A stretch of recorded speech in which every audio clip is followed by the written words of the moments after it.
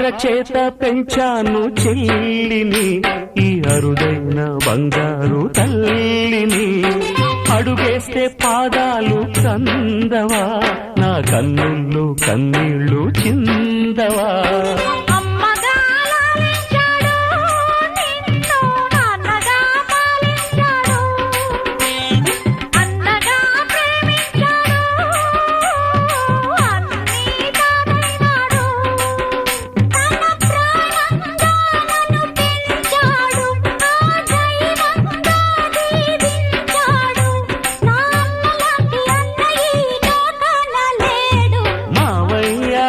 పిలుపు